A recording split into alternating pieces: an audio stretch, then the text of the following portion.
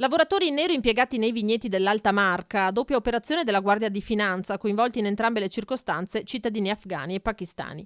Stabiliti lavori irregolari che venivano impiegati per la potatura dei vigneti in alcune aziende agricole locali, a Orsago e nel comune di Vittorio Veneto.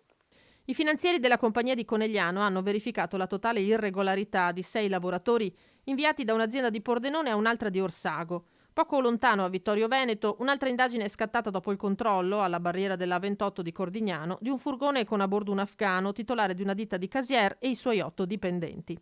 Gli 8 lavoratori erano totalmente irregolari, quindi non vi era alcuna copertura assicurativa, previdenziale, contributiva, né tantomeno era stata effettuata alcuna comunicazione preventiva. Un fenomeno diffuso, quello dell'impiego di lavoro nero nel settore agricolo, e questo motiva l'attenzione delle fiamme gialle. A sostegno anche delle attività delle aziende che quotidianamente assolvono gli obblighi previdenziali e contributivi, la nostra attività si è incardinata proprio in questo contesto. Le due ditte rischiano ora sanzioni da 1.800 a 10.800 euro per ciascun lavoratore. Effettuata la segnalazione ai competenti uffici dell'Ispettorato territoriale del lavoro per procedere alla sospensione per entrambe le società responsabili delle specifiche fattispecie